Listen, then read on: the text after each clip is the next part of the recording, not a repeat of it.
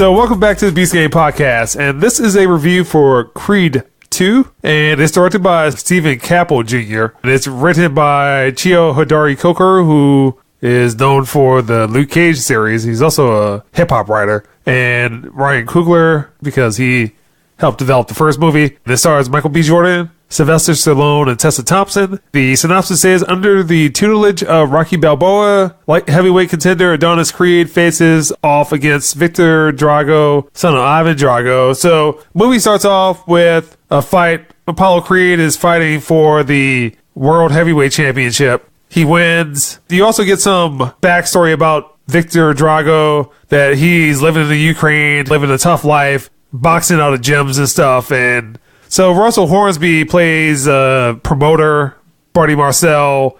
He approaches Victor Drago and Ivan Drago about setting up a fight, basically setting up a fight against Adonis Creed, and then he tries to do the same thing to Michael B. Jordan's character, Adonis Creed, that you won't be able to be the greatest champion unless you beat him, and that solidifies your place in history. I'm not sure why he even tried to goad him into that, but that's pretty much what happens. Matt, what did you think of Creed 2? I actually like this movie. It followed the tried and true formula as far as redemption and recovery and rehab, the infamous training scenes, the last hoorah fight. I felt the movie was pretty good. It was energetic. The pacing was good. I don't know if this is a thing in Hollywood, and maybe this might be a discussion with other Beast games. Are you finding that more and more movies are starting to go more in depth with the bad guy rather than, hey, they're just a bad guy, they're in it for themselves, but having it where you're sympathetic? Well, this movie tries to go way over the top with Ivan Drago and Victor Drago being sympathetic. That once Rocky beat Ivan Drago fell in hard times. His wife left him, who was played by Bridget Nielsen. He lost everything, and then his son was abandoned by his mother, so he's fighting for her love and all this other stuff. And I did not like this movie at all. What?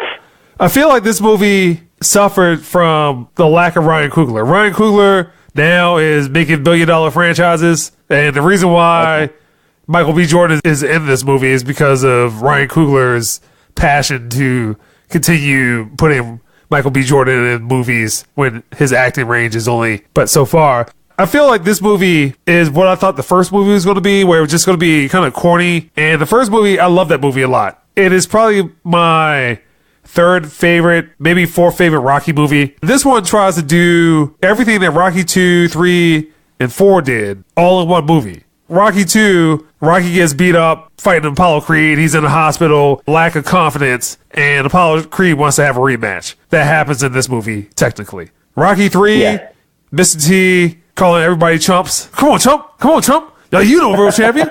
Woman need a real man. That kind of happens in this movie. And then Rocky 4, you have the U.S. versus Russia, USSR at the time. And they try to put all that stuff into one movie. Michael B. Jordan, and again, his acting range is not great. No, it's not great at all. That's one of the few negatives I didn't like about this movie. It's not there. Yeah, some of the dialogue is also bad. So you have Tessa Thompson. Everything's yo B, yo D. Come on, Donnie. Felt really unnecessary. And I think with the first movie, Ryan Coogler wrote and directed it. So there was a little bit more care and attention to the characters. And there's certain things that happen. So Tessa Thompson's character gets pregnant. It seems like that was also a montage of her being pregnant. It just felt all that was rushed in order for Michael B. Jordan to feel that he can no longer compete on the level that he is. And that whole thing just didn't feel right. Like, they had to hit story beats because, again, Rocky 2, 3, and 4 did certain story beats.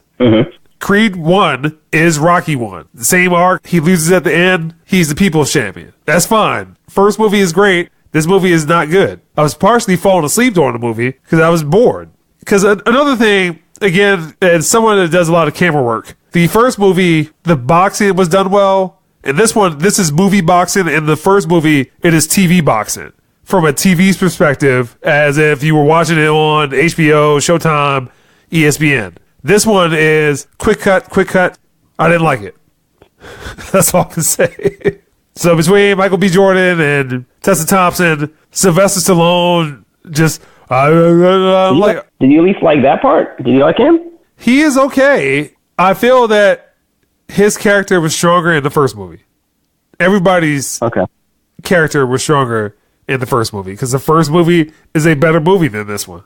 Regardless of what people will say about it, yes, it was successful this weekend. That's fine, but it still doesn't make it a better movie than the first movie. Would I rewatch this again? No. Will I rewatch the first movie? Yeah. First movie's great. And I agree with you. Michael B. Jordan, his acting, as much as they hype this guy out, I don't detect any emotion, like when he gets angry, when he gets sad. It's all flatline acting to me. Very uninspired, in my opinion. He had more emotion in Black Panther. Yeah, and even then, that it was reaching then. He really carried the movie, in my opinion. Fight scenes, the first fight scene, okay, I get it. He was beating him up pretty bad. But the second time where I was like, if this dude had fractured ribs, pounding or even like pushing to get off of bed is painful. I've had fractured ribs before. It fucking sucks. Well, but there he is. He's on the ground, and he's like pounding the ground. Pound, pound, pound, pound. Yeah, he's like basically, I'm hulking up at this point. And he's like, oh. I'm like, you got jacked up ribs, dude. How is it? No. They're like, no, there's no way. If you have that much energy to pound on the ground, there's no way in the world that you couldn't throw more punches or block even more. There was even a point in the movie even turn. Where he was only punching with one arm. I was like, really? You were punching with one arm? You know the part where he had his left arm by his ribs? Yeah. And he just kept throwing right hooks? I'm like, come on, dude. Any real professional boxer, you got one arm down, you getting tore up. We know you not doing anything. So in the first movie, his injury was his eye. And same thing happens in the first Rocky movie, that Rocky eye swells up. Oh, cut me, Mick, cut me so I can open my eye. And Creed 1, his eye was swollen, and they basically told him when the referee was like, hey, how many fingers do I have up? Tapping on his neck so you can see. And this one, he has concussion, broken ribs, broken orbital socket, ruptured kidney, and he's hulking up like he is Hulk Hogan. No, this is not real. This is not real boxing because this is a shell of what the first movie was. And it is. The first movie cinematically makes sense, story-wise makes sense, acting-wise makes sense. Adonis Creed's a bastard. He doesn't like himself, and he tries to go out of his way to prove that to other people. He is inadequate at a certain point, and then he finds somebody. She kind of completes him. Then he makes up with Rocky. They help train him, and he gets a fight that someone thinks that they're going to destroy him, but he turns out he loses, but he still gets the respect that he was so desperately looking for. This movie, like, what is the purpose of it? I mean, again, make that money. Yeah, again, everything is Rocky 2, 3, and 4. Rocky 2 also focuses on the family. And also Rocky 3 does as well. I'm trying to remember which Rocky it was that had that creepy robot in it.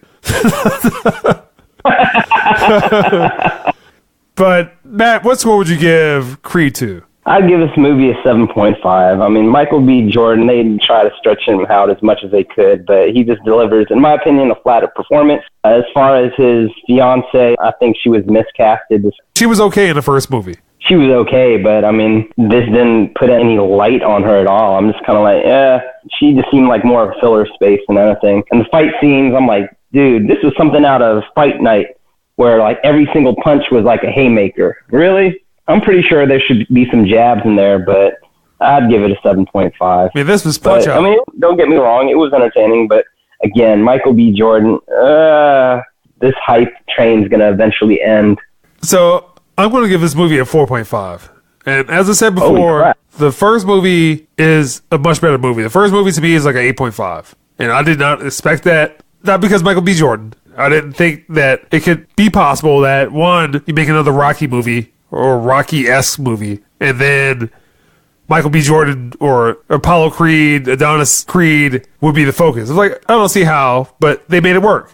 Just from a couple aspects, the acting is not good, the script is not good in this movie. It tries to cram 3 Rocky movies into one. You're asking Michael B. Jordan to do a lot, and he needs to emote. He's a flat actor, man. Like, again, you're asking somebody to give a performance. The script says, I need to do this, so I'm going to do this. Again, at some point, because he's broken emotionally, somehow he's just lost his will to fight, lost his will to carry on. I never got that sense. Not that from Michael B. Jordan. The first movie is great. He's the best part about that first movie, his relationship with Sylvester Stallone. In this movie, it's just like they wrote a character Ryan Coogler's characters are now in a different movie. Tessa Thompson doesn't really have much to do other than be barefoot and pregnant. Felicia Rashad just shows up just because they have to put her in the movie. There has to be conflict between Sylvester Stallone and Michael B. Jordan's character. Just because there has to be conflict. And that's the whole movie. And that's BCA Podcast.